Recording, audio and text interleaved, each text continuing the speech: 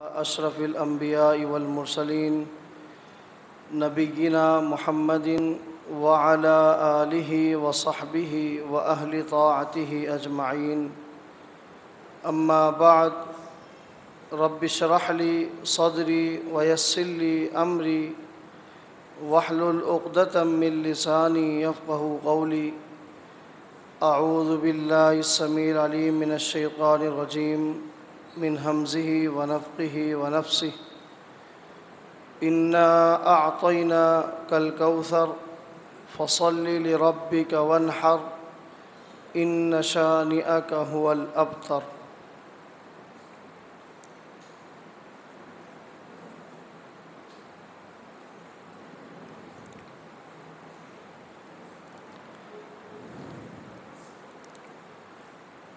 قربانی کے ایام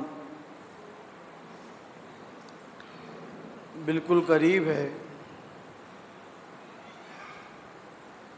آج ارادہ یہی کیا ہے قربانی کے حوالے سے دین اسلام کے اندر قربانی کی کیا اہمیت ہے، کیا فضیلت ہے، کچھ باتیں آپ کے سامنے پیش کی جائیں۔ دعا کریں اللہ تعالی حق گوئی کی توفیق عطا فرمائے۔ قربانی کی اہمیت کے حوالے سے بڑی معروف حدیث ہے جسے اس امام حاکم رحمہ اللہ صحیح سند کے ساتھ لے کر آئے ہیں۔ نبی علیہ الصلوۃ والسلام فرماتے ہیں من وجد ساعۃ فلم یضح فلا یحضر مصلانا، جو شخص استطاعت رکھتا ہے کہ قربانی کر سکے، اللہ تعالیٰ نے اس کو توفیق دی ہے، مال سے نوازا ہے، استطاعت موجود ہے کہ وہ قربانی کر سکے، اس کے باوجود بھی اگر کوئی قربانی نہیں کرتا، نبی علیہ السلام فرماتے ہیں پھر وہ ہماری عیدگاہ میں نہ آئے۔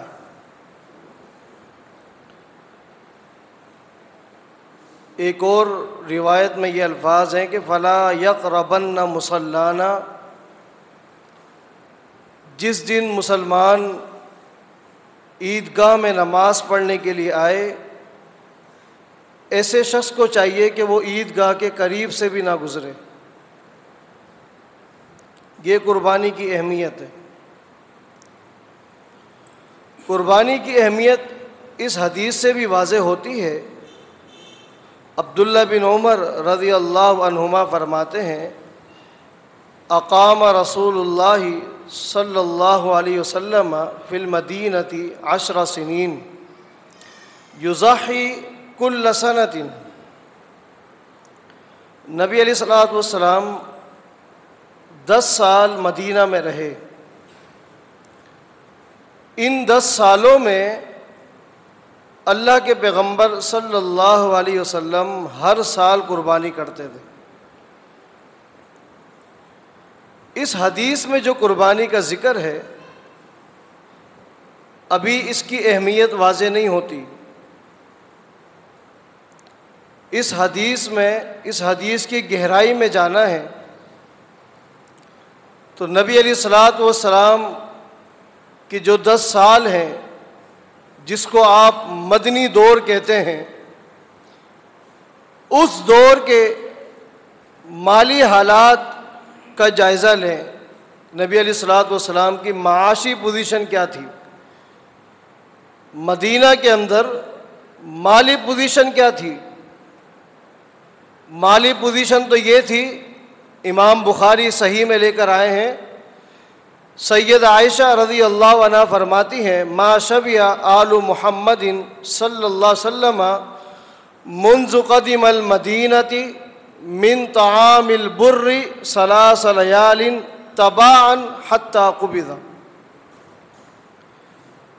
سید عائشہ فرماتی ہے کہ 10 سال نبی علیہ الصلوۃ والسلام کے ساتھ میں مدینہ میں رہی، مدینہ میں میری رخصتی ہوئی، ان 10 سالوں میں مجھے یاد نہیں ہے 3 دن لگاتار ہم نے کھانا کھایا ہو 10 سالوں کے اندر۔ مالی پوزیشن یہ تھی، ایک دن کھاتے تھے اگلے دن نہیں کھاتے۔ نبی علیہ السلام فرمایا بھی کرتے تھے عائشہ اس میں بھی لطف ہے، ایک دن کھاتے ہیں اللہ کا شکر ادا کرتے ہیں، اس کا اپنا مزہ ہے۔ ایک دن نہیں کھاتے صبر کرتے، صبر میں بھی لطف ہے، شکر میں بھی لطف ہے۔ صحیح مسلم کی حدیث ہے، ایک صحابی کہتے ہیں کہ میں نبی علیہ الصلوۃ والسلام سے ملنے کے لیے آیا، مجلس لگی ہوئی تھی، صحابہ کرام بیٹھے تھے، نبی علیہ الصلوۃ والسلام صحابہ کو واعظ و نصیحت فرما رہے تھے، میں بھی آ کر بیٹھ گیا۔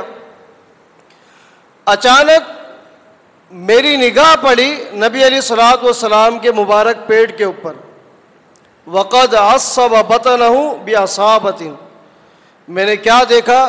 نبی علیہ الصلوۃ والسلام نے اپنے مبارک پیٹ کے اوپر کھینچ کر ایک رسی باندھی ہوئی ہے۔ عصابہ اس رسی کو کہتے ہیں جو کھینچ کر باندھی جائے۔ میں بڑا حیران ہوا، صحابہ سے پوچھا، ایک روایت میں آتا ہے کہ اسامہ سے پوچھا، اسامہ بن زید رضی اللہ عنہ، آپ تو گھر کے افراد ہیں، گھر کے فرد ہیں، آپ بتائیں کس وجہ سے نبی علیہ السلام نے اپنے مبارک بطن پر پیٹ کے اوپر یہ رسی باندھی ہے، وہ بھی کھینچ کر؟ سیدنا اسامہ بن زید رضی اللہ عنہ فرماتے ہیں کہ بھائی اصل میں بات یہ ہے، کئی دن گزر گئے اللہ کے پیغمبر صلی اللہ علیہ وسلم نے کھانا نہیں کھایا بھوک کی وجہ سے۔ فقالوا من الجوع، بھوک کی شدت کی وجہ سے اللہ کے پیغمبر نے رسی باندھی ہوئی۔ ایک دن صحابہ نے سیدنا بلال کو گھیرا تھا رضی اللہ عنہ اور پوچھا تھا، بلال کافی دنوں سے ہم نوٹ کرتے ہیں نبی علیہ الصلوۃ والسلام کی بھی کیفیت یہی ہے، اور آپ کے حوالے سے بھی ہم نے یہی نوٹ کیا ہے کہ چہرے پر رونق نہیں، جسم پر وہ چیز نہیں جو اکثر ہوا کرتی ہے، اس کی کیا وجہ ہے آپ بتا سکتے ہیں؟ سیدنا بلال نے کہا کہ لوگوں، اللہ کی قسم ہے 1 مہینہ ہو گیا ہے، نہ میرے پیٹ میں، نہ اللہ کے پیغمبر کے پیٹ میں، نہ اللہ کے پیغمبر کے گھر والوں کے پیٹ میں سوائے پانی کے اور کھجور کے کچھ نہیں گیا۔ 1 مہینہ۔ جس دن نبی علیہ السلام بیمار ہوئے، اور یہ بیماری ایسی تھی کہ نبی علیہ الصلوۃ والسلام دنیا سے رخصت ہو گئے تھے، سیدنا عمر کہتے ہیں کہ ایک دن میں تیمارداری کے لیے گیا، اچانک رونا آ گیا، نبی علیہ السلام نے دیکھ لیا اور پوچھا، ما یبکیک یا ابن الخطاب، عمر کیوں روتے ہو؟ کس بات نے رلا دیا ہے؟ عرض کرتے ہیں اللہ کے رسول صلی اللہ علیہ وسلم، ادھر میں روم کے بادشاہ کو دیکھتا ہوں، ایران کے بادشاہ کو دیکھتا ہوں، دنیا کی ہر نعمتیں ان کے پاس موجود ہیں، کھانے کے حوالے سے، پینے کے حوالے سے، لباس کے حوالے سے، دنیا کی ساری نعمتیں، اور ادھر آپ کے گھر کی طرف نگاہ پڑی ہے، گھر میں ایک پانی کا مشکیزہ ہے، 2 کلو کے قریب جو کی تھیلی ہے، کھجوریں ہیں، اس کے علاوہ کچھ نہیں۔ میں یہ کیفیت دیکھتا ہوں۔ میں نے آپ کی مبارک پیٹھ کو دیکھا، جب آپ نے کروٹ لی 4 پائی کے نشان آپ کی مبارک پیٹھ پر پڑے ہوئے تھے، آپ کو تو گدا تک میسر نہیں۔ مجھے رونا آ گیا۔ نبی علیہ السلام فرماتے ہیں، یا ابن الخطاب الا ترضى ان تكون للآخرہ وله الدنیا، اے عمر کیوں پریشان ہوتے ہو؟ یہ تو اللہ کی تقسیم ہے، اللہ تعالیٰ نے کافروں کے لیے جو کچھ رکھا ہے دنیا میں رکھا ہے، اور مسلمانوں کے لیے، ہمارے لیے جو کچھ ہے آخرت میں ہے، جنت کے لیے، جنت کے حوالے سے آخرت میں نعمتیں ہیں۔ یہ تو اللہ کی تقسیم ہے، اور میں محمد اللہ کی تقسیم پر راضی ہوں۔ یہ مالی پوزیشن ہے۔ ایک ایک مہینہ گھر میں چولہا نہیں جلتا، جیسا کہ صحیح بخاری میں، اس کے باوجود سیدنا عمر کیا کہتے ہیں؟ ہر سال اللہ کے پیغمبر قربانی کرتے، 2 مینڈے، گائیں، اونٹ، قربانی ہو رہی ہے، کھانے کو گھر میں کچھ نہیں، صبر کریں، لیکن یہ جو قربانی کا بجٹ ہے اس کو الگ بنا کے رکھیں، کوشش کریں قربانی کے لیے الگ بجٹ بنائیں۔ یہ میرے پیغمبر کی سیرت، اور بالخصوص آخری سال۔ ویسے تو نبی علیہ الصلوۃ والسلام کی پوری زندگی امت مسلمہ کے لیے آئیڈیل ہے، نمونہ ہے، مثالی زندگی ہے، لیکن آپ کی زندگی کا آخری سال تاریخی سال آپ بسر کر کے گئے، اس لیے کہ اللہ تعالیٰ کے علم میں تو تھا کہ یہ محمد مصطفیٰ کا آخری سال ہے، وہ تو علام الغیوب ہے، یہ اللہ تعالیٰ کی صفت ہے۔ آخری سال ہر حوالے سے تاریخی سال گزرا ہے۔ قرآن کریم کی تلاوت کے حوالے سے دیکھیں، ہر سال رمضان المبارک آتا، جبریل امین آ جاتے، جتنا قرآن کریم نازل ہوتا ایک مرتبہ اللہ کے پیغمبر کے ساتھ دور کرتے، آخری سال 2 دور کیے۔ اسی طرح قربانی کے حوالے سے آپ نے معلومات لی، بڑے بڑے تجار جو یمن جاتے تھے، ایران، شام، مصر، تجارت کی غرض سے معلومات لی۔ اس طرح کی معلومات نبی علیہ السلام نے کبھی بھی کسی بھی چیز کی خرید و فروخت کے لیے نہیں لی۔ آپ نے پوچھا سب سے زیادہ قیمتی جانور کہاں ملتے ہیں؟ تاجروں نے بتایا کہ یمن میں۔ یمن اس وقت اس طرح چھایا ہوا تھا جس طرح آج کل چائنا ہے، یمنی کپڑا سب سے زیادہ قیمتی، یمن کے جانور سب سے زیادہ قیمتی۔ نبی علیہ الصلوۃ والسلام نے سیدنا علی کو بلایا رضی اللہ عنہ، فرمایا کہ علی تمہیں پتہ نہیں اس سال قربانی کرنی ہے مینا کے میدان میں، کیونکہ آخری سال اللہ کے پیغمبر صلی اللہ علیہ وسلم نے حج بھی کیا۔ قربانی کیسی کی؟ فرمایا جاؤ یمن جاؤ، 100 اونٹ یمن سے لے کر آؤ، 100 اونٹ، قربانی ہو رہی ہے۔ آج کل کہا جاتا ہے کہ یہ فضول خرچی ہے، نعوذ باللہ، اسراف ہے۔ بس اگر گنجائش زیادہ کی بھی ہے ایک جانور کر لیا جائے، باقی پیسوں کا کسی غریب کی بچی کی شادی کروا دیں، کوئی بیمار ہے اس کو دے دیں، گھر میں راشن ڈلوا دیں۔ 100 اونٹ اللہ کے پیغمبر صلی اللہ علیہ وسلم منگوا رہے ہیں اور نہر کیے مینا کے میدان میں۔ آپ یہ فتویٰ کس ذات پر لگا رہے ہیں؟ رک کر سوچے تو صحیح، اس وقت غریب نہیں تھے۔ میں کہتا ہوں یہ لوگ در حقیقت اسلام کے دشمن ہیں، شاعر اللہ کے دشمن ہیں۔ جب کبھی بھی اسلام کے حوالے سے کوئی بات آتی ہے، حج کی بات آئے گی، عمرے کی بات آئے گی، لو جی وہ تو ہر سال حج پہ جاتا ہے، کیا ضرورت ہے اتنے پیسوں میں کسی غریب کو دے دے، بیچاری بچی کنواری ہے، ہاتھ پیلے ہو جائے۔ اللہ کے بندو، عبادت کا کوئی بدل نہیں ہوتا، اس نقطے کو ذہن نشین کریں۔ کس طرح نماز فرض ہے، کوئی شخص نماز نہیں پڑھتا ظہر کی، عصر کی، اس کے بدلے 1 لاکھ روپے غریبوں میں دے دے، اس کی نماز ہو جائے گی بغیر کسی شرعی عذر کے۔ صحت مند بھی ہے، سب کچھ ہے، روزہ نہیں رکھتا رمضان کا، اس کے بدلے 2 لاکھ روپے دے دے، روزہ ہو جائے گا۔ قربانی بھی عبادت ہے، اس کا کوئی بدل نہیں ہے۔ قربانی کا موقع ہے، آپ کے پاس رقم موجود ہے، قربانی کرنی پڑے گی، ورنہ عیدگاہ میں نہ آئے۔ یہ قربانی کے موقع پر کیوں آتا ہے؟ لاکھوں روپے کے جانور، ایک نہیں 10 جانور لائے جا رہے ہیں، دوسرے شہروں سے لائے جا رہے ہیں، اللہ کے نام پر ذبح کیے جا رہے، اسراف ہے، فضول خرچی ہے، نعوذ باللہ من ذالک۔ اس طرح کی باتیں ہوتی ہیں کہ نہیں؟ غریبوں کو دے دیا جائے۔ آپ کیا قربانی کرتے ہوں گے؟ آئیں میں آپ کو قربانی بتاتا ہوں۔ مسند احمد میں امام صاحب لے کر آئے یہ روایت سنن ابی داؤد میں بھی ہے اور امام بخاری بھی تاریخ کے اندر لے کر آئے ہیں۔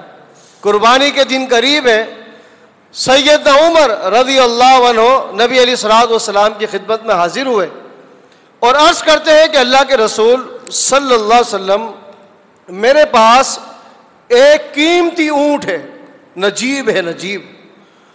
اردو زبان اس لفظ نجیب کا ترجمہ کرنے سے، معنی کرنے سے قاصر ہے، اتنا قیمتی اونٹ ہے۔ اردو زبان کے اندر کوئی لفظ نہیں جو اس کا معنی کر سکے، بڑا قیمتی اونٹ ہے۔ اور میں نے ارادہ بھی کر لیا اس سال اسی اونٹ کی قربانی کروں گا، لیکن ہوا یوں کہ رات ایک پارٹی آئی ہے، اس نے میرے اس اونٹ کے 300 دینار لگائے ہیں۔ 300 دینار، دینار سونے کا ہوتا ہے، اور 20 دینار کے 7.5 تولے بنتے ہیں جہاں سے زکوٰۃ شروع ہوتی ہے۔ اب گھر جا کر ضربے مارنا، پھر فتوے دینا، کتنے کروڑ بنتے ہیں؟ 300 دینار اس اونٹ کے ملتے ہیں۔ لیکن میں سوچتا ہوں کہ ابھی ہوا وَأَشْتَرِي بِثَمَنِهَا قُطَنًا، اس کو بیچ دوں، اس کے بدلے بہت سارے اونٹ بھی لے لوں گا، کچھ گائے بھی آ جائیں گی، بہت ساری بکریاں بھی آ جائیں گی۔ لیکن میں نے سوچا کیوں نہ ہو کہ یہ عمل کرنے سے پہلے مشورہ کیا جائے محمد رسول اللہ سے۔ آپ سے پوچھنے کے لیے آیا ہوں، آپ مشورہ دیں۔ نبی علیہ السلام نے فرمایا کہ عمر، اتنا قیمتی اونٹ ہے، نجیب ہے، جس کے 300 دینار آتے ہیں، مجھ سے مشورہ کرنا ہے؟ ان ارہا ایہا، اتنا قیمتی اونٹ ہے، محمد کا مشورہ یہ ہے اس سال اسی اونٹ کی قربانی کرو۔ لگائے فتویٰ عمر بن خطاب پر رضی اللہ عنہ، لگائے فتویٰ محمد مصطفیٰ کی ذات پر صلی اللہ علیہ وسلم۔ کیا ضرورت تھی اتنے قیمتی اونٹ؟ کیا اس وقت مدینہ میں غریب نہیں تھے؟ اور مدینہ کے اطراف میں غریب کی بچیاں تھی کہ نہیں؟ لوگ بیمار تھے کہ نہیں؟ کہاں سالی کی زد میں ہو کے کہ نہیں؟ ہونا تو یہ چاہیے تھا عمر، 300 دینار آتے ہیں، جلدی کرو، اس کو بیچو، ایک جانور خریدو، باقی غریبوں میں دے دو۔ یہ اسراف ہے؟ اگر فضول خرچی ہے تو یہ ہونا تھا۔ نہیں، آپ کو جتنی اللہ تعالیٰ نے استطاعت دی ہے، ایک کی ایک کریں، 10 کی 10 کریں، خوب اللہ کے راستے میں جتنا اخلاص ہوگا، جتنا تقویٰ ہوگا، نیتوں کے حساب سے اللہ تعالیٰ اجر دینے والا ہے۔ یہ جو باتیں ہیں، یہ در حقیقت میں نے کہا اسلام دشمن ہے، ان کی باتوں پہ توجہ نہیں دینی۔